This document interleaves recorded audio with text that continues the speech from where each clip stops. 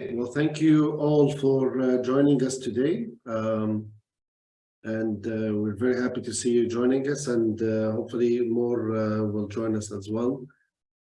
To start with, my name is Tamer Amr, and I am accompanied today with George Stoynov and Raymond Helayal, where we will be speaking and discussing with you effective risk management practices.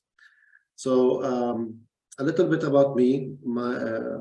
I work with a company called Ernst & Young. I head their risk management function for the consulting service line, and I oversee effectively all the projects that we have across the region, covering North Africa and the Levant area and the GCC, which is around a portfolio of $400 million, give or take, and as well all of the different opportunities that we have and the proposals that we're also submitting over there as well. George? Hi, good evening, everyone. I guess depends on where you are from a time zones perspective, perhaps good morning or late evening to some of the others. It's an absolute pleasure to join you, Tamer and Raymond, today for this discussion. Hopefully, it's some of the elements that we'll bring out today are things that A, you have already seen, 2, you're thinking about, but 3, more importantly, are something that you're going to take home and implement at your workspace. I'm head of advisory at Grant Thornton UAE, and I oversee the practice across the various facets of the advisory. And naturally, risk management is one of the elements that comes under this. I started my career a long time back with a wonderful company called Arthur Andersen. I see some of the people actually attending who were with me at Arthur Andersen. So a special shout out to them, and look forward to this fruitful discussion. Thank you, George. Raymond? Great. Good afternoon, everyone, and welcome as well. It's a pleasure talking to you today about such an interesting topic, and hopefully it will be adding value and very interactive discussion. A bit about me and my background. I work with Nima Holding. I'm the head of audit and risk for the group. The group is focused on the education sector, mainly in the UAE, with expansion in other countries within the GCC. And previously as well, I've worked for more than 16 years in advisory services, and I've worked on different projects for early phases of risk management implementation, or even in terms of developing the process for many clients.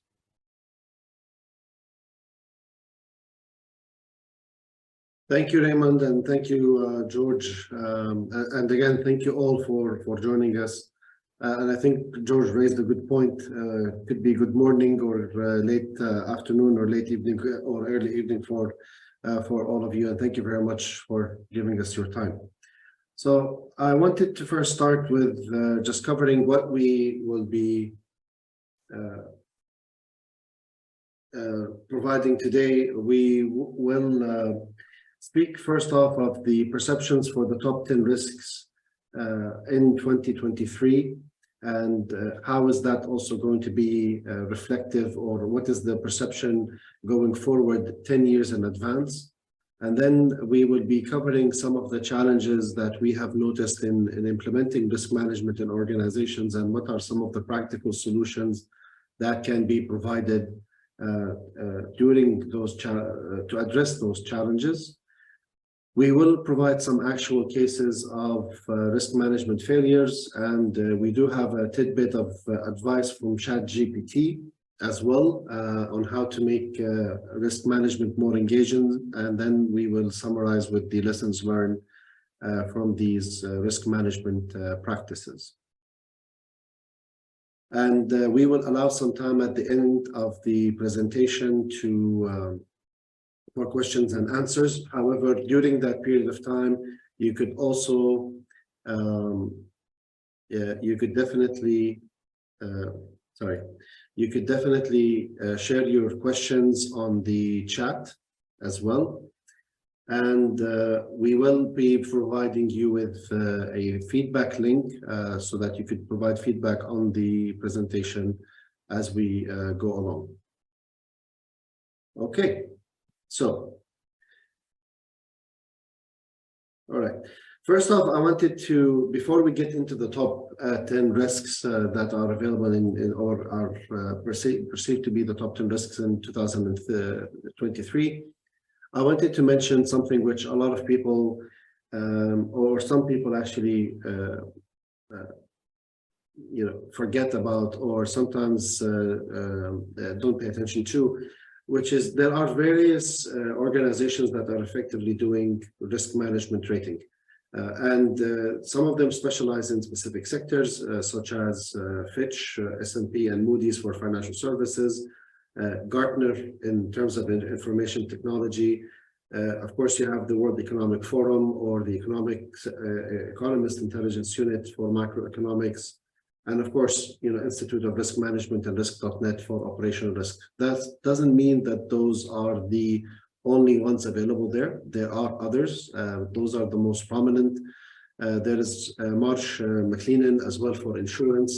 And it's important to look at those various risk ratings simply because they look into different sectors or different industries or different side of the business that the other does not look into, and therefore it provides you with a more overall perspective of the risk management landscape at any given year. Now, for the purposes of this presentation, we thought of, let's focus on the World Economic Forum and how, based on their annual review of risk management, where they have effectively surveyed 1,200 risk professionals from across the globe, and they have provided us with that. But before we do that, if I may ask you for a favor, if you could please click on or go to menti.com, and you could use the code that is available over here. Sorry, 8639-7690. 8639-7690. You will see a question, and we just want you to please. There will be 5 risks over there, and if you could please select the top 3 that you think that those are the most.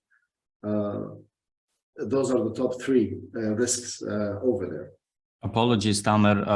The system would automatically allow you to rank them from 1 to 5. So as soon as you start selecting the top risk, you'll only be left with 4 choices. So you'll be able to rank them pretty quickly. Yes.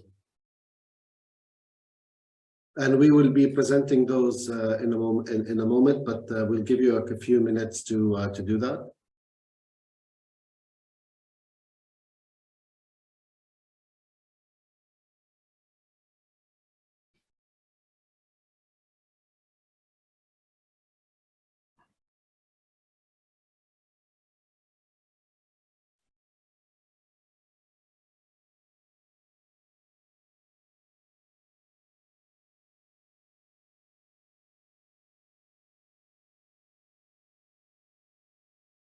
Okay, so George, how are we doing in terms of responses?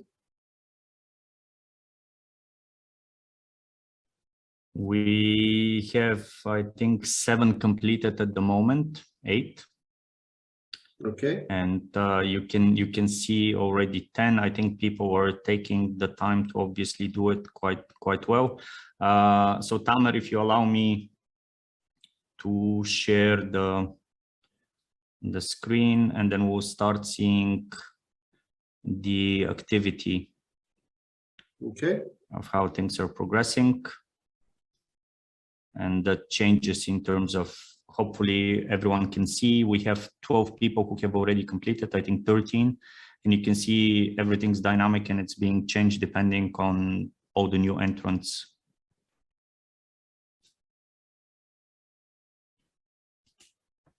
So let's maybe give it another 10-15 seconds just for those who want to complete to get the maximum out of it, and then we can perhaps compare to what is out there.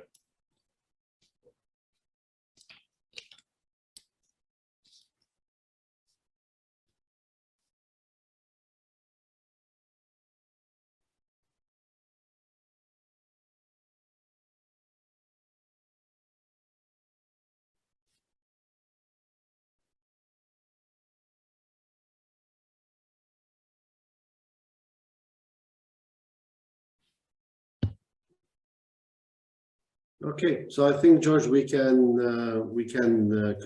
proceed. So as you can see, the rating, you've ranked first to be the natural disasters and extreme weather events, and I would think that is a byproduct of the tragedies that are happening right now in Syria and Turkey. It takes, I would say, the top spot.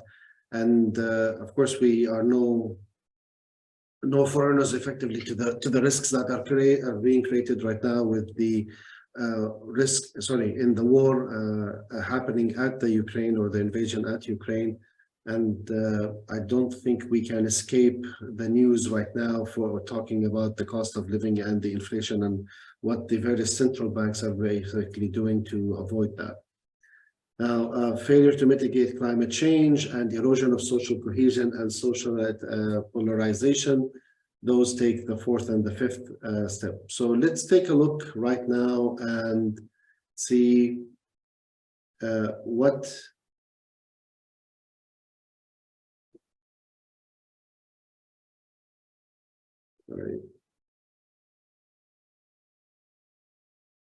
And this is the results of the survey done by the World Economic Forum. And the reason for the colors is just to identify the areas that they fall under. And as you could see, well, cost of living is at number one. And as you could see from the table over here, is that this is a new category or a new risk that went all the way up to number one in terms of the rating. Natural disasters and extreme weather events, which is what everybody saw, that this is a number one risk, is actually two, and it has already been two from the previous year. What we are also seeing an increase of geoeconomics confrontation actually went all the way up from being 10th to 3rd. Failure to mitigate climate change was at the top risk, but now has went into 4th. Erosion of social cohesion and social polarization has also went down. And then the new additions would be the large-scale environmental damage incidents, failure of climate change adaptation, widespread cyber crime and cyber insecurity, are new additions to this list from last year.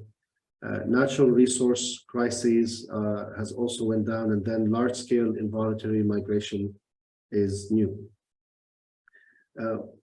And this, I believe, is a key indication of the importance of taking a look at these and seeing the change from one year to the other is an indication of how our business environments keep on changing. They are not static. They are always changing, and therefore we need to always reassess our identified risks, how we mitigate them. And clearly, when we are taking a look at the environmental impact and how it increases from time to time and from year to year, the environmental risks are increasing. And what that effectively means for all of us is that the assessment for risks and identify them is not limited to the borders of our organization anymore. It has expanded to involve our suppliers, our service providers, and our supply chains, and even the regulators, and even the other government regulations as well, or changes in law of the land as well. All of those have now taken a bit further precedence to it. And as a prime example, look at what happened to a lot of organizations when COVID-19 hit. While some of us were able to work from home and spend hours upon hours on various phone calls and conference calls, and we went into a survive mode instead of flight or fight, but it's actually was survive mode. We resulted effectively into taking various risks that normally we wouldn't be taking into. Now, with all of that being said, let's just jump in and see how much this table changes when we want to take a 10-year perception effectively of risks. And as you could see, the majority of the top 5 risks are effectively environmental risks. And this is a perception that is not changing. And actually, if you even look at the 2022 report from WEF, you will find that it is having a similar trend as well. So this is not a new thing. This is actually a trend where environmental risk is increasing and it becomes a bigger challenge for us as we go along. The interesting one that I have to admit spurred my interest was the widespread cyber crime and cyber insecurity risk being there even over a 10-year period. And this by far is also an indication of how various countries, especially here in the MENA region, have recently released data protection regulation. Saudi Arabia did, as well as the UAE and Qatar. And I know that for a fact that Kuwait is working on one. Jordan also released a new regulation regarding data protection as well. And this is in light of the various incidents where we've heard of companies being hacked or companies being threatened. We've seen the examples of North Korea, hackers basically attacking Sony because we didn't want... sorry, George Raymond, can you mute everyone, please? To see how that is affecting everybody else, and as well as the other situations where hackers were blamed for tampering into the US elections. So we can go on and discuss these in more detail, but I think what's more important for all of us is to talk about the challenges as well in the implementation of risk management. And here I give the floor to my friend Raymond. Thank you very much, Tamer. Can everybody hear me clearly? Yeah, perfect. Yeah.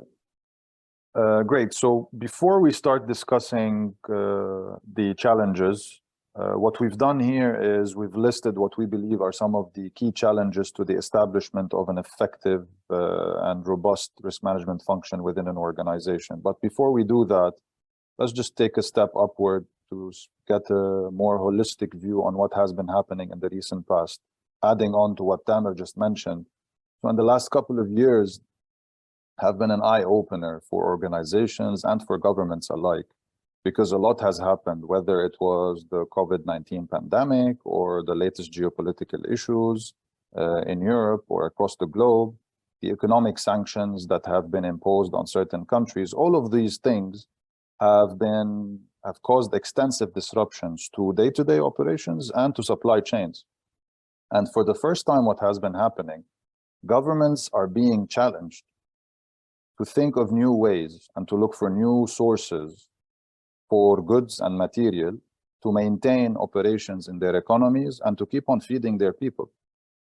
So it was very challenging when there was supply chain issues during COVID-19, when everything was blocked or everything stopped and airports were closed and so on.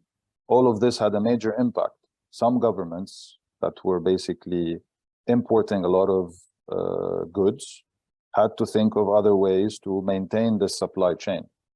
So these are directly linked to the sustainability of the economies and to food security, which are very hot topics that are being discussed these days, and highly linked That's why it has elevated the discussion on the importance of incorporating risk management in day-to-day operations and to cover all processes. So just to delve into the what we believe is the first challenge. So in spite of all the changes that have taken place and the level of maturity that we have reached in discussing and accepting that risk management has to be factored in and discussed, we still have many organizations that believe, or senior management in organizations that don't see the importance of risk management and the value that it adds. That is why one of the key challenges is that we don't have the support and the buy-in of senior management for the program that we have. Obviously, the outcome of this is reduced spending on the risk management function. So you'll have less resources in terms of people, less tools, and then an automatic outcome of that is that basically you don't have the tools and the resources to identify relevant risks. And obviously, we will have a lot of risks without any corrective action or mitigation plans. This also means that organizations, instead of focusing on risk management, are focusing on routine operations and considering that that is adequate for their operations or for their status quo to continue as is. So what we're proposing also is some practical solutions to tackle this. So clearly, a very important aspect to get senior management buy-in is to have a governance framework where the role of risk management is clearly highlighted as a second line of defense in the structure. This would definitely empower risk management and would lead to the inclusion eventually of risk management practices in the policies and procedures. Once this happens, clearly it will become a fact that employees will have to deal with and will have to accept and include in their everyday work. Another important point to tackle is basically that risk management should be incorporated into the strategy development process. So companies cannot only discuss risk management cannot only discuss strategy without factoring in the risks that will be facing their ability to achieve the set targets and the set initiatives.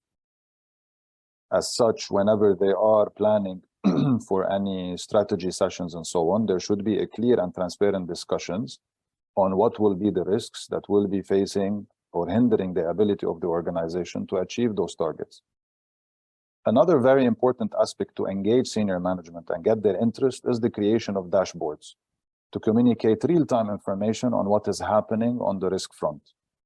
So management will have real-time access to a dashboard where they can see what's happening on the key risks and how their workforce is handling or mitigating the risks, mitigating those risks. So for example, what we just saw in terms of just a simple survey was a very good indicator, real-time basis, how the opinion or the poll is changing based on a different group of participants.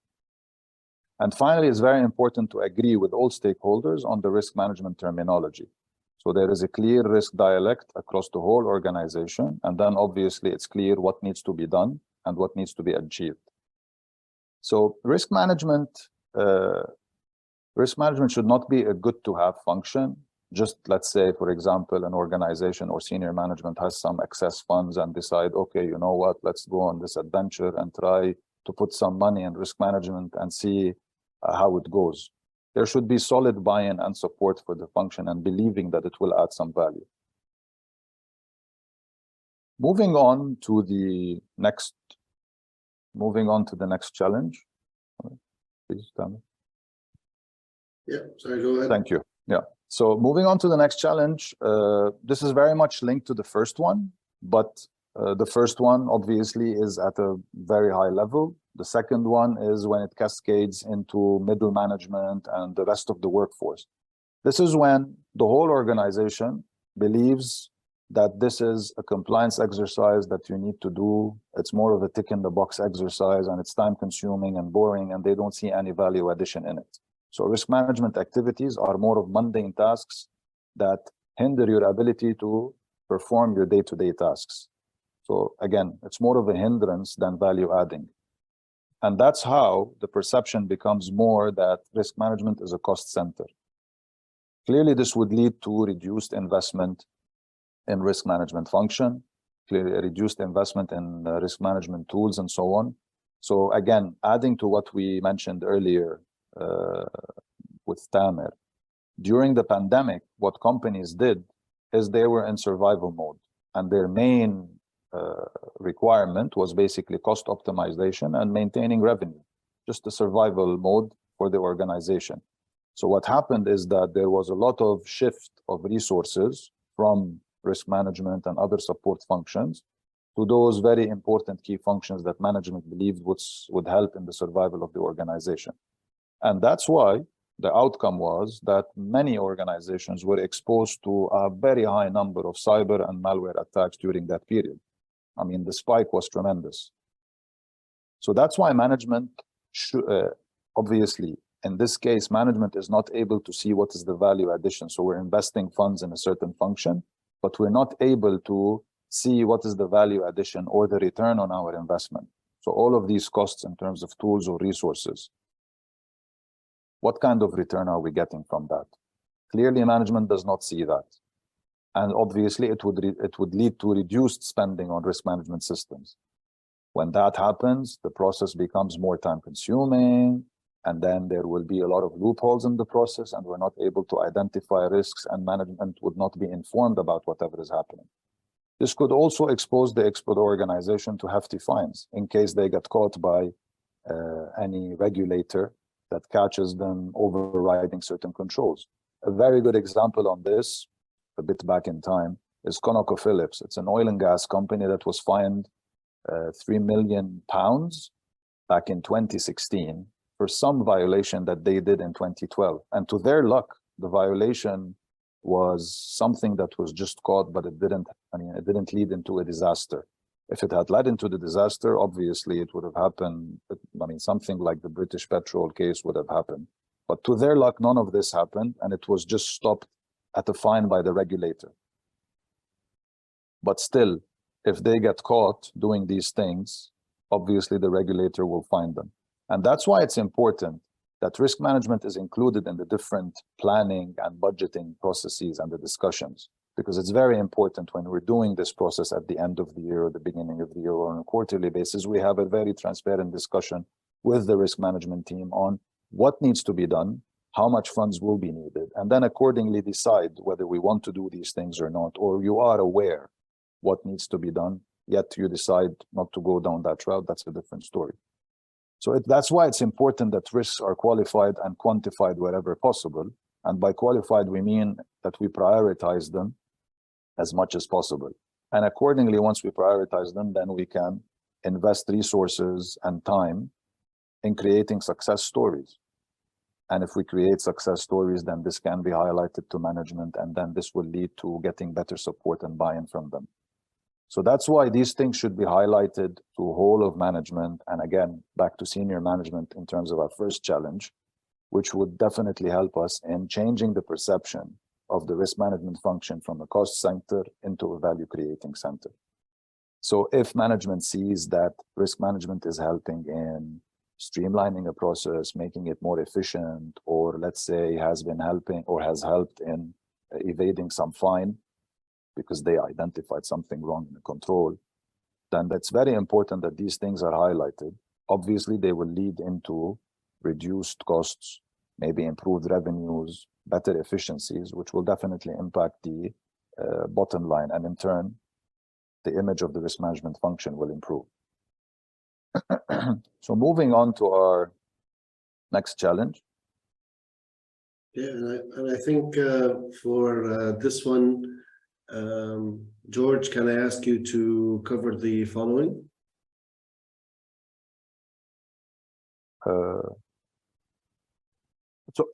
Okay, fine. The next challenge, I'll continue on this, Tamer, if you allow me. Okay, sure thing. Sorry. So, no problem. So with regards to the next challenge, which is the incorrect identification of relevant stakeholders or the business units to our risk management process,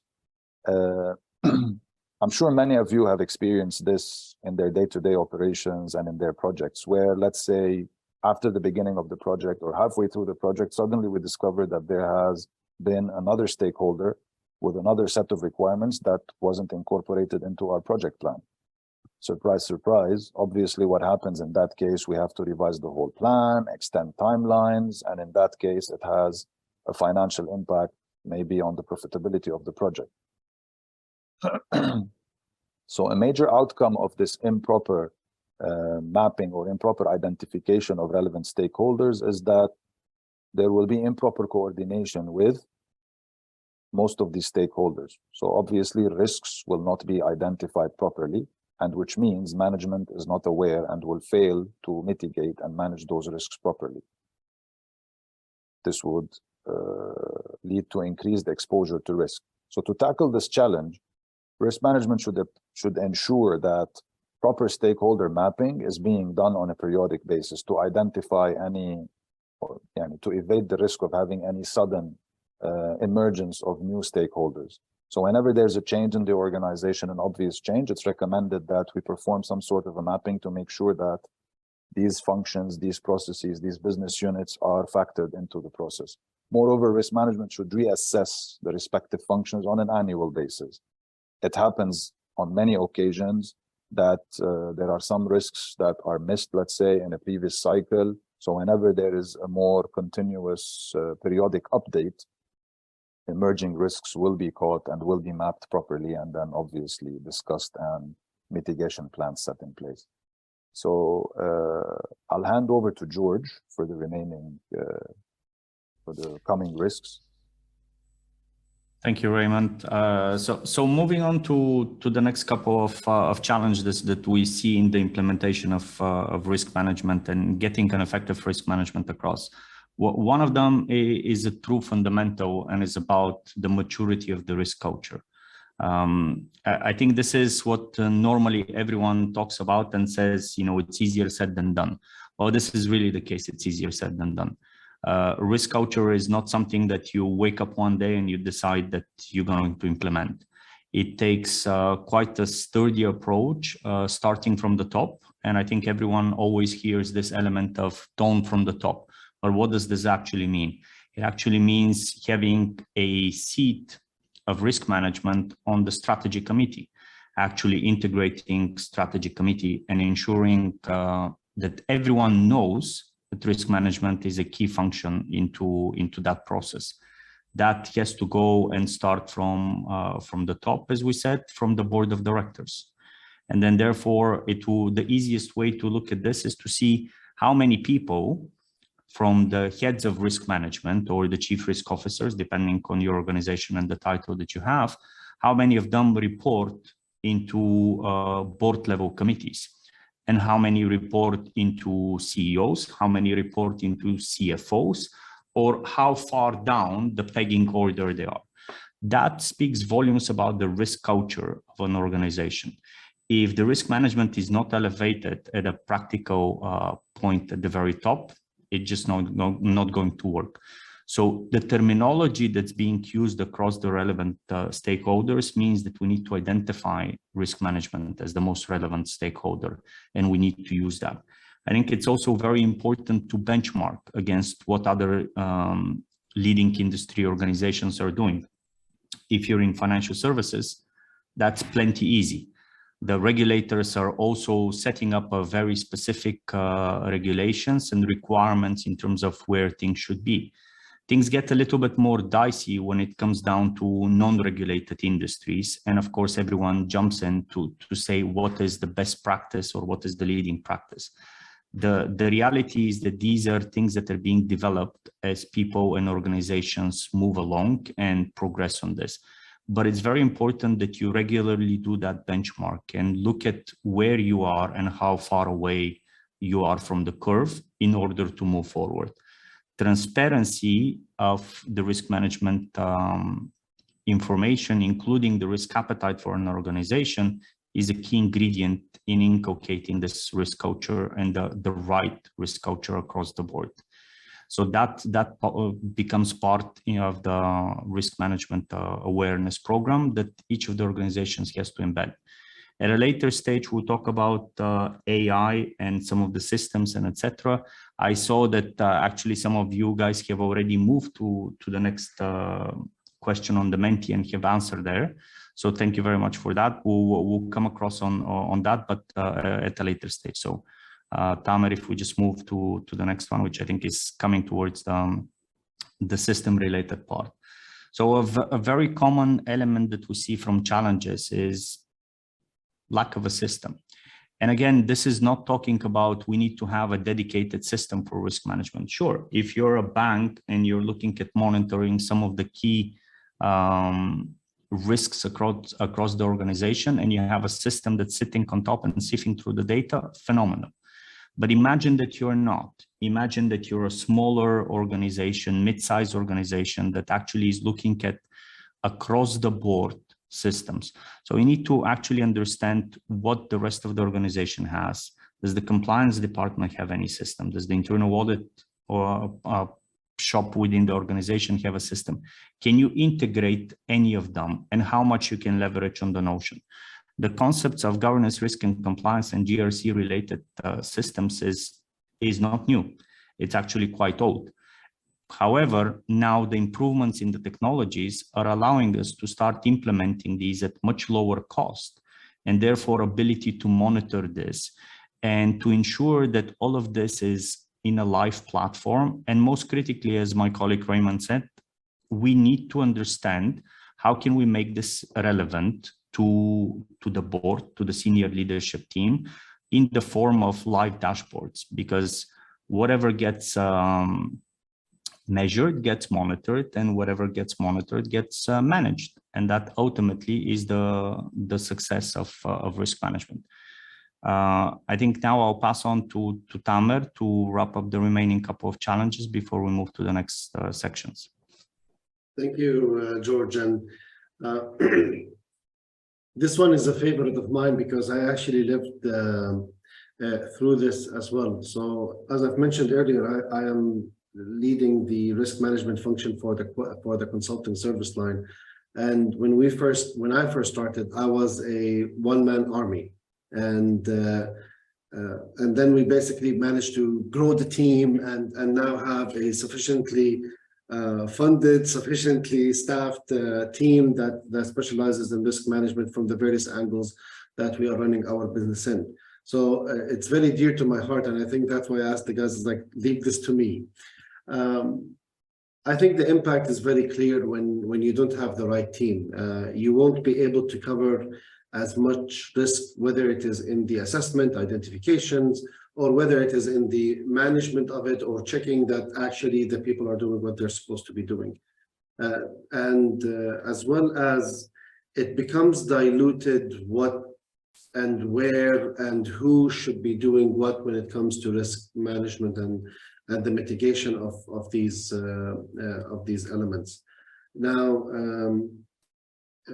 I'm pretty sure some of you might come back and say, well, okay, hold on. It's not that all the organizations can have a team of 5 or 6 or 7 to manage risk management. And I fully understand that, because when I also implemented risk management at different organizations, you know, there isn't a specific number. I mean, you could do manpower planning as well to understand all of that and make the proper assessment on the actual number of resources required. But sometimes just the organizations cannot fathom, or they don't have the funds to basically support a dedicated person. However, it's very important to have that person there, because even if you just have one person there, they're key, because they will be able to lead and manage the efforts. Okay, so you have to assign that individual. You can support that individual with a qualified team, and those could be a mix between junior and senior, and therefore you could actually lower the cost of running the function as well. You could also rely on some offshore resources. They don't need to be onshore, so your cost is also reduced over there as well.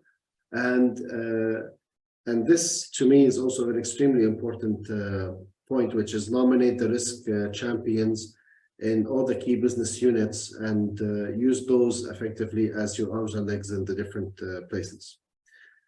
Another challenge that we found is basically inappropriate change management.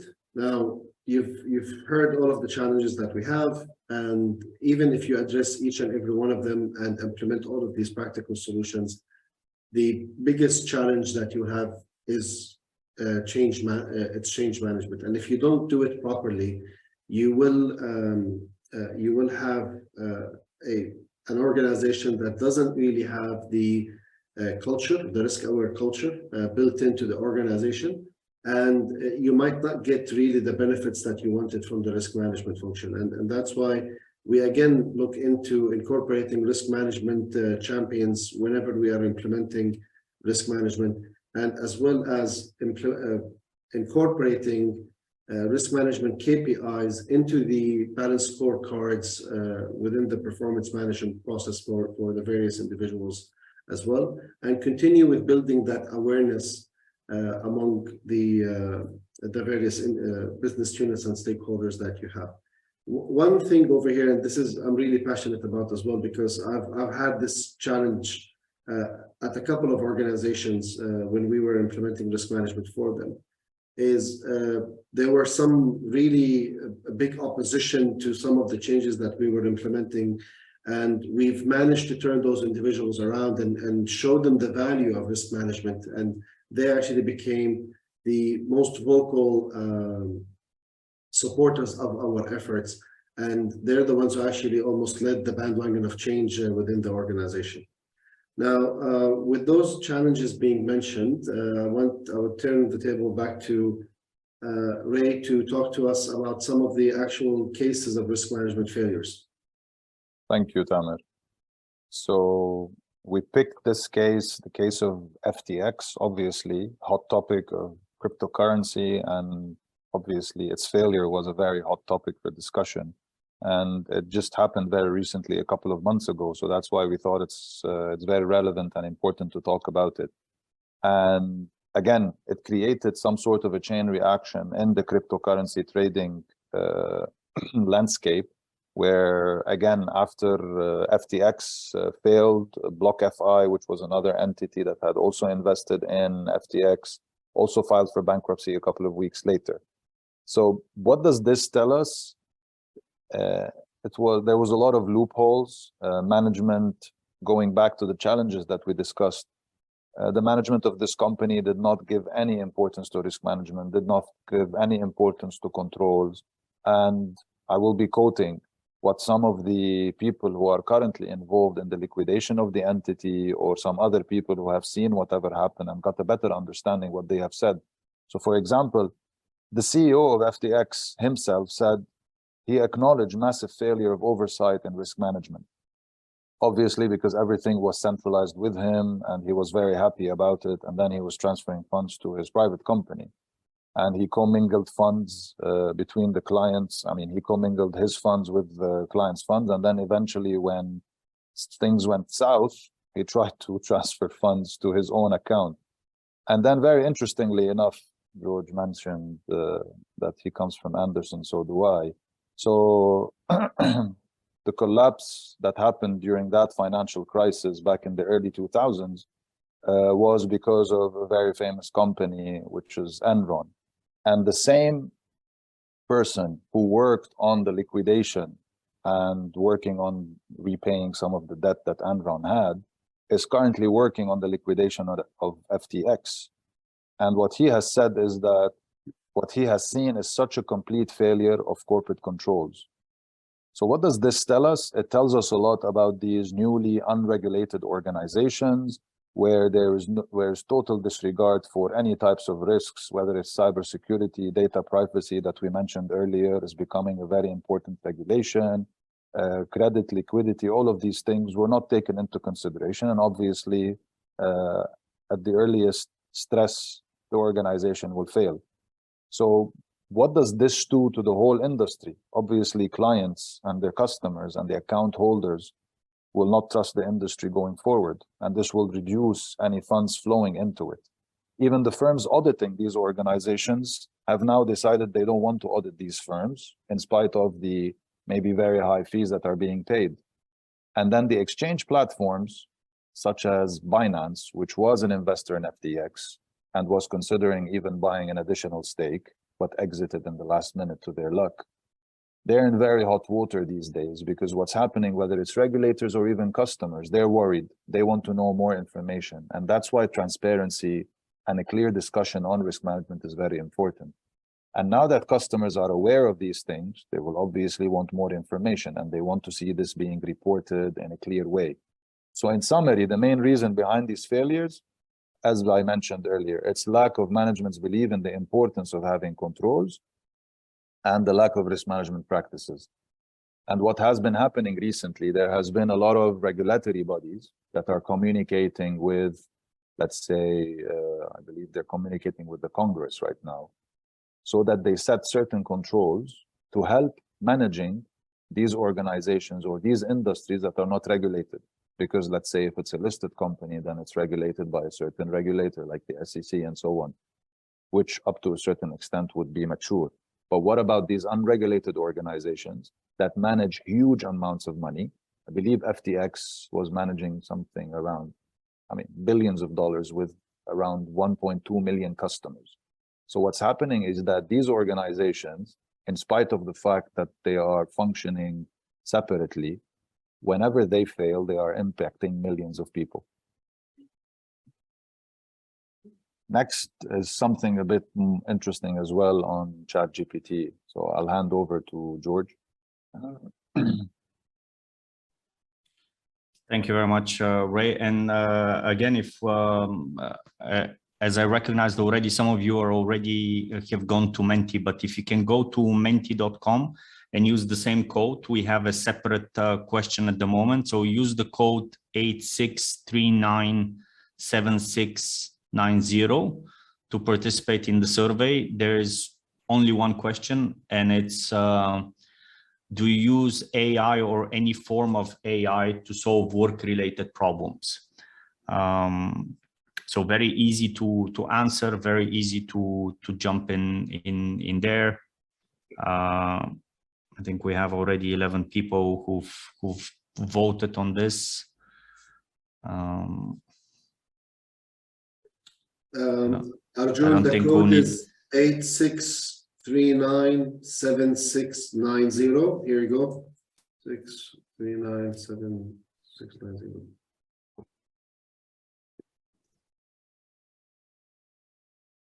Thank you, Ray.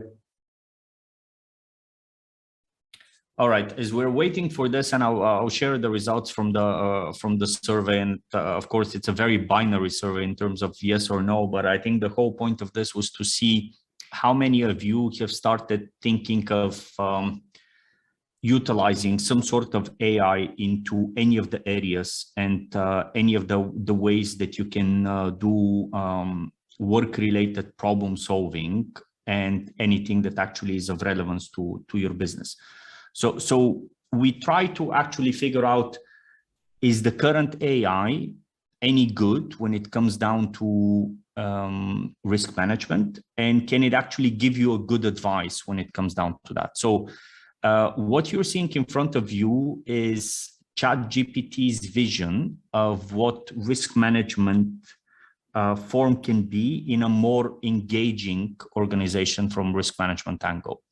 So the suggestions that are given here, that obviously most of you would be familiar in terms of using the real life examples, gamifying the process, which has been quite a trend for many organizations, usage of visuals. We talked about already quite a lot about the visuals and the dashboards. And then there is a very interesting element. It goes into a very generic part of encouraging collaboration, which is obviously applicable, find, replace for anything. And then the very interesting part, it says offer incentives. And offer incentives is also one of the areas that has been quite critical for many organizations about incentives when it comes down to risk management practices. So many people would actually go to an extent to do fraudulent activities for the purpose of incentives. And incentives is actually not the right way to achieve a better approach of risk management practices. So here you go. Here is a practical element of using ChatGPT and your latest versions of AI to actually create a potential problem on that. So Our advice obviously is use any of the AIs to help you for the things that where they're really good at. So just to give you now the snap of where we are in terms of the votes. 19 people have voted on this question. 6 people have confirmed that they use some sort of AI to solve work problems, and 13 have not. So our advice would be use AI sparingly. AI is amazing at actually giving you a lot of the communications and drafting the communications for you. If you are a 1 or 2 man shop, use AI to actually draft all the comms for you, but that will be the draft. Then you obviously need to look and clarify everything and ensure that it's being done the right way. Use it to engage and create some of the survey problems, etc. Obviously, use any of the presentation tools to help you accelerate this if you have smaller shop.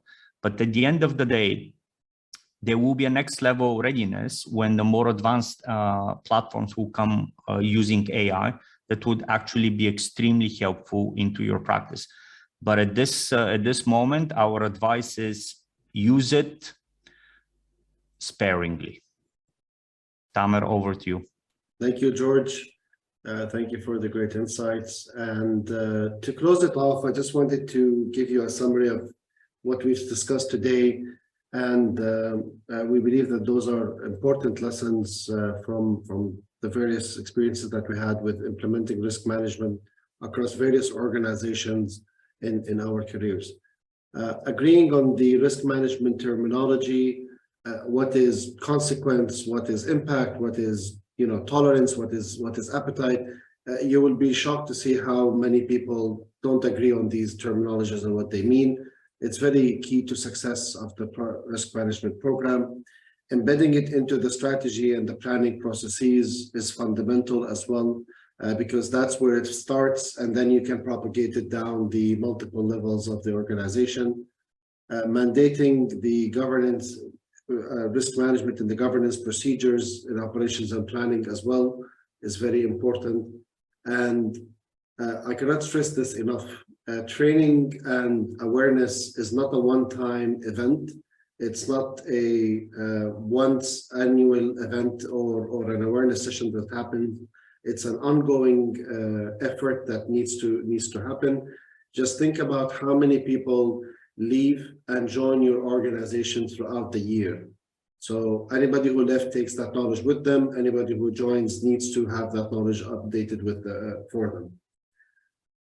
Turning your most vocal challenger into your strongest ally is also important. So find those stakeholders that are challenging your efforts and turn them to your side. Providing incentives into as KPIs into the performance management process, and also incorporating technology into the risk management journey is very effective in terms of making it cost effective as well as enhanced value adding.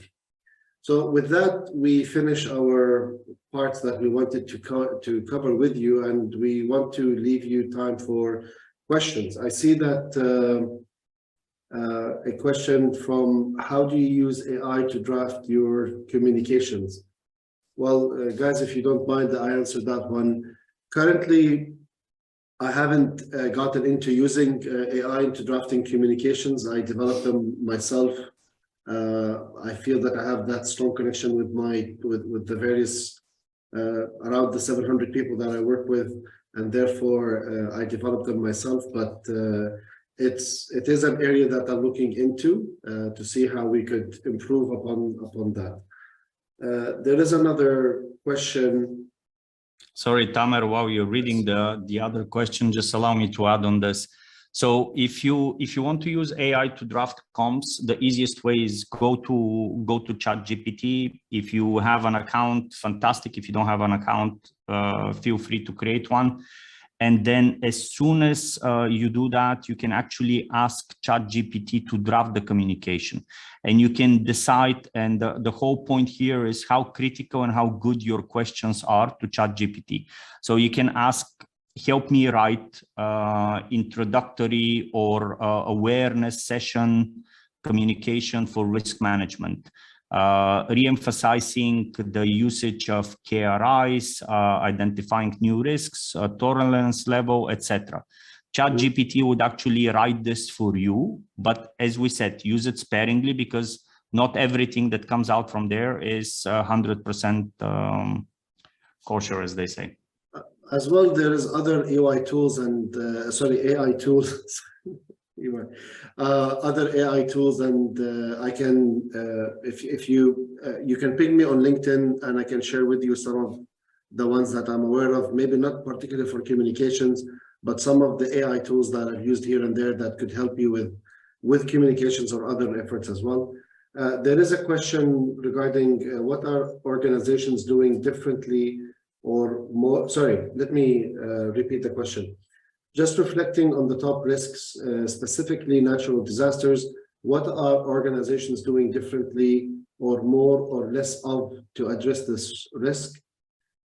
I'll leave room to George and Raymond to answer this one, but from my perspective, what I'm seeing a lot of organizations doing is, number one, governments are looking into alternative energy production, and we're helping them with that. We are also helping them with looking at ways that they could reduce their environmental impact, and the various municipalities or the government or the Emirates are effectively looking as well, or other countries or cities, they're looking into how they could turn into smarter cities that will result in improved energy usage so that they could lower the environmental impact that they have.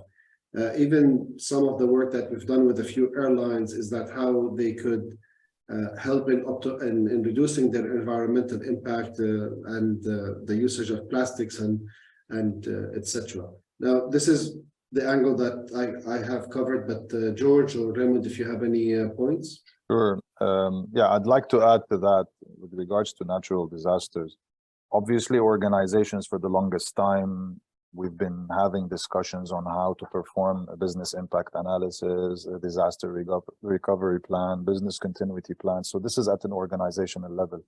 But you also have specialized entities in most countries and in governments for crisis management. And then obviously they have a communication plan on how you communicate with people.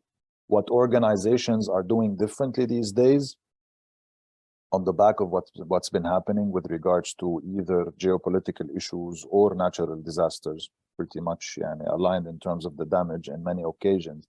So what's happening, organizations are trying to play a more active role.